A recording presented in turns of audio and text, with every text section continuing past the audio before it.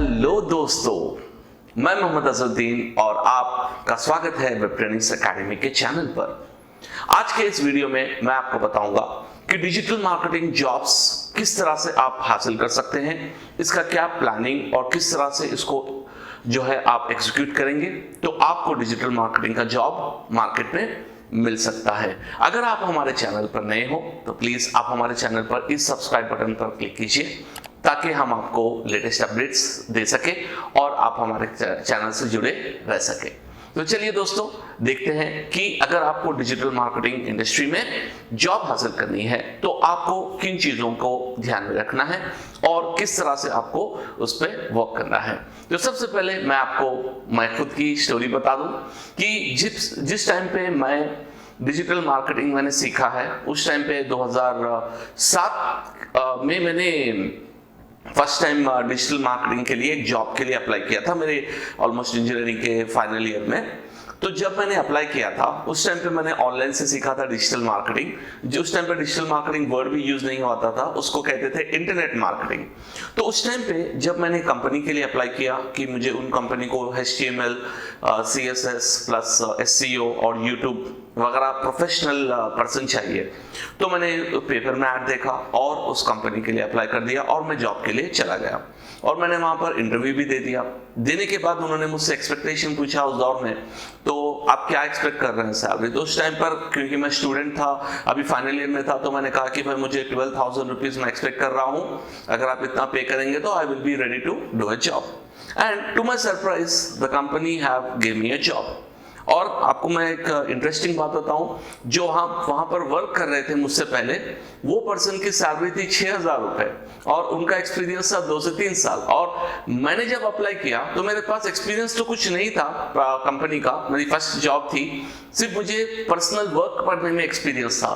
तो जब उस टाइम पे मैंने एक चीज को नोटिस किया और आज भी मैं अपने स्टूडेंट्स को ये बताता हूं कि याद रखिए, आप कोई भी जॉब अगर आप लेना चाह रहे हैं तो आपको उसमें अपनी काबिलियत बताना होगा कि आप इतने कॉन्फिडेंट उस सब्जेक्ट में होना है कि जब आप इंटरव्यू देंगे तो आप उसको पता लगना चाहिए इंटरव्यूअर कि आपको ये तमाम चीजें आती हैं और आप इसमें जो है एक्सपर्ट लेवल यानी बिगिनर हो, लेकिन आप उस चीज को समझ सकते हो। तो जब आप जो एक्सपेक्टेशन रखेंगे सैलरी का वो भी आपको मिलेगा। तो ये मैंने एक स्टोरी बताई ताकि आपको समझ में आए कि मार्केट में हर किस्म के जॉब्स होते हैं और हर लेवल के जॉब्स अवेलेबल होते हैं। तो चलिए हम देखेंगे कि अगर आप डिजिटल मार्केटिंग सीख चुके हैं या सीख रहे हैं तो डिजिटल मार्केटिंग में जॉब किस तरह से आप हासिल कर सकते हैं। तो मैं इसको मेरे अंदाज में बताऊंगा कि मैं इन चीजों को 4 स्टेप्स में मैंने डिवाइड किया है।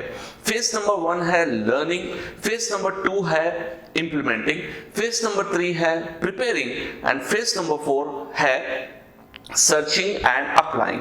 सो आप कहेंगे सर ये आपने क्यों डिवाइड किया, तो याद रखिए phase number 1 which is learning phase. सबसे पहली बात, अगर आप डिजिटल मार्केटिंग में अच्छी कंपनी में अगर आप जॉब करना चाहते हैं, अगर आप एमएनसी कंपनी में जॉब करना चाहते हैं, ये बहुत इंपॉर्टेंट है आपके लिए कि आप उस सब्जेक्ट को बहुत ही डिटेल में सीखें। ऐसा नहीं सिर्फ आप कुछ बेसिक कॉन्सेप्ट सीख रहे हैं और बस उतना ही एनफ है, नहीं, आपको बहुत ही डिटेल में लर्न करना पड़ेगा। तो मैं रिकमेंड यही करता हूं, अगर आप एंटायर डिजिटल मार्केटिंग सीखेंगे कहीं से भी, डजंट मैटर कि आप मुझसे सीखे, ऐसे नहीं है, आप कहीं से भी डिजिटल मार्केटिंग सीखें, लेकिन आप तमाम सब्जेक्ट इन डेप्थ आप सीखेंगे तो उस टाइम पे जो आपके पास में जो सीखा है, जैसे कि आप बेसिक कॉन्सेप्ट ले लीजिए, WordPress fundamentals, search engine optimization, PPC, Google ads, alright, और ईमेल मार्केटिंग, गूगल एनालिटिक्स, ये तमाम सब्जेक्ट आपको बहुत अच्छी तरह से सीखना है ताकि जब भी आप उस सब्जेक्ट को देखें तो आप कॉन्फिडेंस के साथ बता सके कि ये कॉन्सेप्ट को मैं इंप्लीमेंट कर सकता हूं। ऐसा नहीं होना चाहिए कि अगर आपको क्लाइंट आपके जो है आपको प्रोजेक्ट मिला है और उन्होंने कहा कि मुझे गूगल एड्स का एक सर्च कैंपेन बनाइए, तो आप इधर उधर देख रहे हैं, अरे यार कैसा बनाऊं मैं, फिर गूगल पे सर्च कर रहे हैं। अगर उस तरह आपने लर्न किया है तो याद रखिए you are actually not eligible, क्योंकि आपके पास वो स्किल सेट ही नहीं है। और याद रखिए डिजिटल मार्केटिंग में सबसे इंपॉर्टेंट फैक्टर होता है टेक्निकल एबिलिटी, टेक्निकल स्किल्स। तो जो टेक्निकल स्किल्स मैं बता रहा हूं कि वो आपको ये तमाम सब्जेक्ट्स को बहुत ही डेप्थ में सीखना होगा। ये हो गया हमारा पहला जो मेन कॉन्सेप्ट है, वो है टेक्निकल स्किल्स को सीखना, लर्न करना। वो कैसे लर्न करेंगे वो आपके ऊपर डिपेंड करता है, आपकी एबिलिटी पर डिपेंड करता है। नंबर 2, सेकेंड फेज मैंने जो आपको बताया कि इंप्लीमेंटिंग। बहुत बार ऐसा होता है कि बहुत सारे स्टूडेंट्स बहुत इंटरेस्ट से सीखते हैं, लेकिन जब उनको उस कोर्स में वो ज्वाइन होने के बाद अगर ट्रेनर अच्छे हो तो वो असाइनमेंट्स देंगे कि भाई ये असाइनमेंट करो, ये वर्क करो, ये आप जो मुझे प्रैक्टिकल करके बताओ। लेकिन अनफॉर्चुनेटली वो जो है उस प्रैक्टिकल को इंप्लीमेंट ही नहीं करते। तो होता यह है दोस्तों कि अगर आपने जो चीज सीखी है और आपने इंप्लीमेंट नहीं किया, तो डिजिटल मार्केटिंग का कॉन्सेप्ट ये है कि जब तक कोई चीज आप इंप्लीमेंट नहीं करेंगे आपको वो समझ में ही नहीं आएगा। फॉर एग्जांपल, आपने मेरा एक वीडियो देखा, सर्च कैंपेन का वीडियो आपने यूट्यूब पर देख लिया।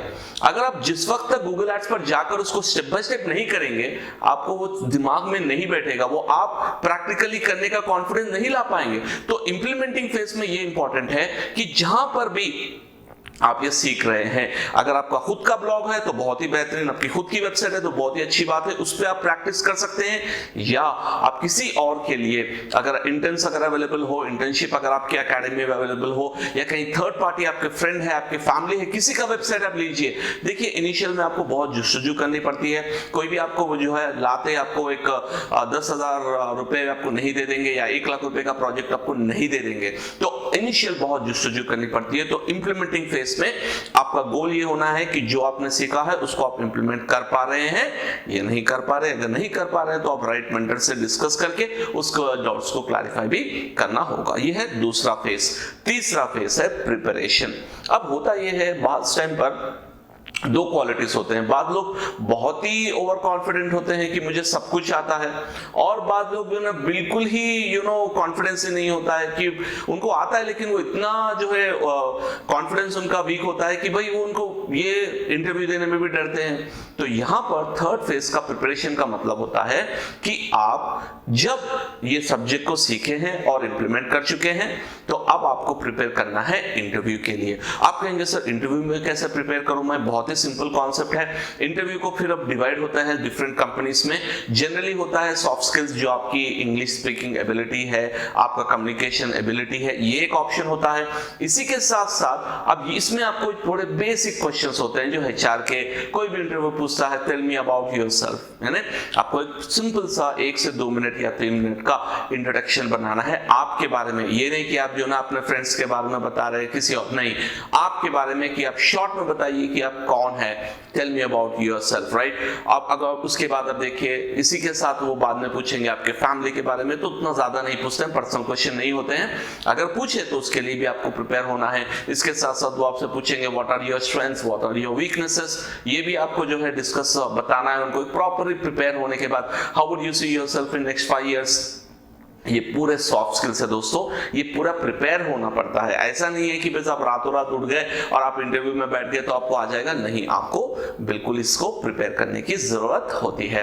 तो ये है दोस्तों हमारा और एक इंपॉर्टेंट एस्पेक्ट जो प्रिपरेशन है, जो सॉफ्ट स्किल्स आपको इंप्रूव करने। यूट्यूब पे बहुत सारे चैनल से देखिए, एक्सीलेंट आपको गाइडेंस मिलेगा इस सॉफ्ट स्किल्स के रिलेटेड। नंबर 2 है टेक्निकल स्किल्स। अब देखिए टेक्निकल स्किल्स में होता है क्या क्वेश्चंस आएंगे। एसईओ पे आप इंटरव्यू दे रहे हैं तो कौन से क्वेश्चंस आएंगे, गूगल एड्स पे तो कौन से क्वेश्चंस आएंगे, यूट्यूब पर दे रहे हैं तो कौन से क्वेश्चंस आएंगे, कुछ टॉपिक में क्या क्वेश्चंस आएंगे। अब आपको प्रिपेयर करना है। अगर हमारे ब्लॉग पे जाएंगे webtrainings.in/blog और वहां पर आप सर्च करेंगे, राइट साइड में आपको कैटेगरीज मिलेंगे इंटरव्यू क्वेश्चंस। वहां पर तकरीबन 4-5 टॉपिक्स के मैंने बहुत डिटेल में इंटरव्यू क्वेश्चंस एंड आंसर्स रखे हैं, वो देखिए। इसी तरह आप वेब सर्च करेंगे तो बहुत सारे आपको डिफरेंट क्वेश्चंस मिलेंगे। इसको प्रिपेयर होना है आपको, इसमें आपको बाय हार्ट नहीं करना है आंसर, प्रिपेयर होना है। अगर आपने किसी से बेसिक क्वेश्चन आप जब स्टार्ट करेंगे तो पहले तो बेसिक शुरू करेंगे, what is SEO, right, what are its benefits. So आपको ये रट्टा मार के नहीं बताना है, आपको दिमाग से जो आपने ऑलरेडी देख लिया, ऑलरेडी प्रिपेयर किया, उसको सिर्फ स्मूथ वे में आप बताएंगे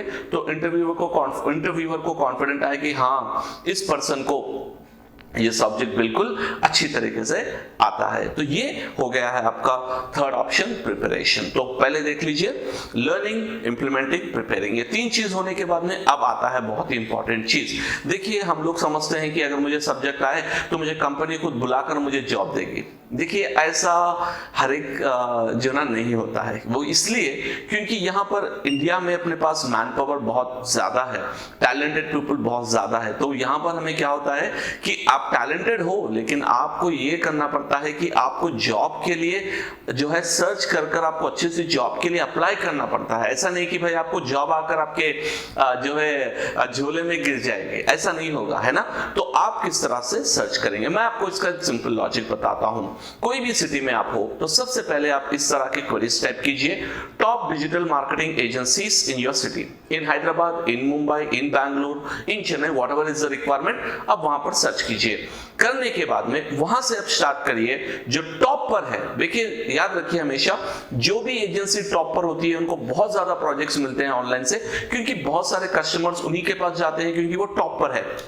तो अब ये देखिए कि टॉप एजेंसीज कौन सी है आपके नियरेस्ट, आपके सिटी में। यहां पर आपको देखना है कि इनके पास कोई ओपनिंग्स है, करियर पेज पे जाइए, आपके रेलेवेंट ओपनिंग है या नहीं है देखिए, इंटर्नशिप ओपनिंग है क्या देखिए, और फ्रेशर ट्रेनी ओपनिंग है क्या देखिए। ये तमाम देखने के बाद वहां पर आप अप्लाई करेंगे और आप उनके कॉल के लिए वेट करेंगे। ऐसा नहीं डायरेक्टली आपने कॉल कर दिया, ये वर्कआउट नहीं होता है। उनका होता है सेल्स नंबर और आपने कॉल कर दिया तो सेल्स वाले बहुत ज्यादा जो है बिगड़ जाते हैं, क्योंकि आप सेल्स वाले को जो है जॉब के लिए कॉल कर रहे हैं, डजंट वर्क। अगर उनके पास जॉब का नंबर है तो करिए।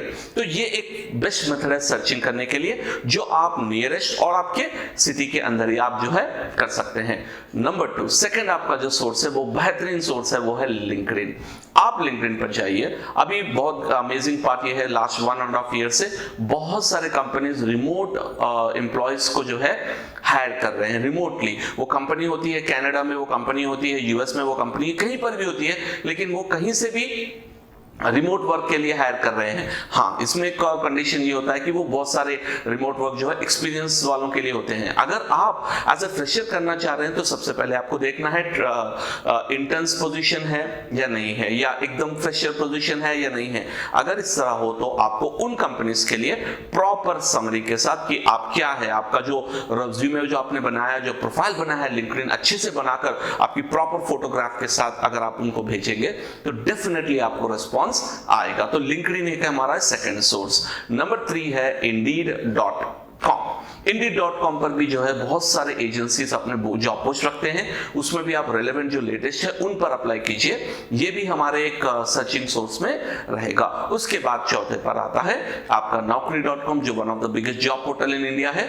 अब यहाँ पर भी जो कंपनीज आप जो है जो जॉब प्रोफाइल आपके स्किल सेट से मैच करता है वहीं पर अप्लाई कीजिए। कई बार मैंने देखा है लिंक्डइन पर जब हम कोई पोस्ट करते हैं किसी भी टॉपिक के, या मैंने क्लाइंट के लिए कोई पोस्ट किया, तो इतने लोग उस पर जो अप्लाई करते हैं, एंड बिलीव मी, अगर 100 लोगों ने अप्लाई किया तो उसमें सिर्फ और सिर्फ 20% पीपल होते हैं जो उस जॉब डिस्क्रिप्शन से मैच करते हैं। तो आप हर एक जॉब पर अप्लाई मत कीजिए, टाइम वेस्ट मत कीजिए। आप उन जॉब्स को पिक कीजिए जो आपके रेलेवेंट हो, जो आप उसमें आपका जो है टैलेंट यूज हो सकता है। तो वहां पर आपको बताना है कि मैं इसमें ये मेरा स्किल सेट है, मैं इसीलिए इस जॉब पर मैं अप्लाई कर सक रहा हूं। तो वहां पर आपको इंपॉर्टेंट ये है कि आप बिल्कुल स्पेसिफिक सेलेक्टेड जॉब्स पर अप्लाई कीजिए जो आपके टैलेंट और आपके स्किल से मैच करते हैं। तो कितने जॉब अप्लाई करना है? बहुत सारे स्टूडेंट मायूस हो जाते हैं, सोचते हैं कि यार मैंने 10 अप्लाई किया, एक भी कॉल नहीं आया। तो मैं आपको बताऊं दोस्तों, कई बार ऐसा होता है, आप जब तमाम जॉब पोर्टल्स पे जाएंगे,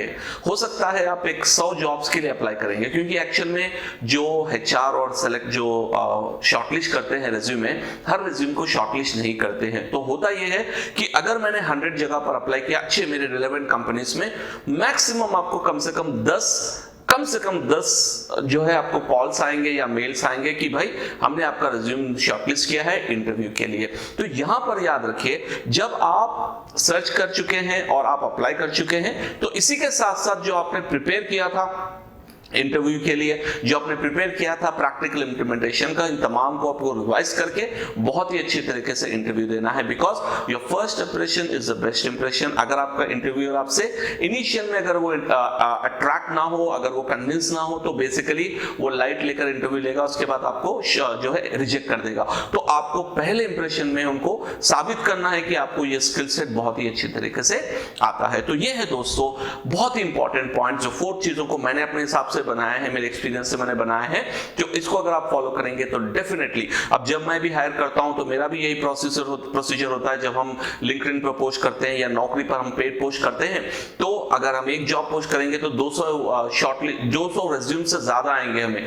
तो उसमें से हम क्या करते हैं, जो हमारे एडमिन है वो रिव्यू करके जो मैचिंग अनमैचिंग होते हैं ना, वो बिल्कुल अनमैचिंग निकाल देते हैं। तो उसमें ज्यादा से ज्यादा 30 to 40% लोग मैचिंग में आते हैं। फिर उसको शॉर्टलिस्ट किया जाता है based on experience, based on their previous skill set और हमारे जॉब प्रोफाइल, वहां पर शॉर्टलिस्ट करके लास्ट 20 to 30 लोगों को कॉल किया जाता है और इंटरव्यू को बुलाया जाता है। उसके बाद मैं यही देखता हूं कि टेक्निकल स्किल्स कैसे है बंदे के, कम्युनिकेशन स्किल्स कैसे है, क्या ये बंदा प्रैक्टिकल कर सकता है या इसको फिर इसके पीछे सिखाते हुए बैठना होगा।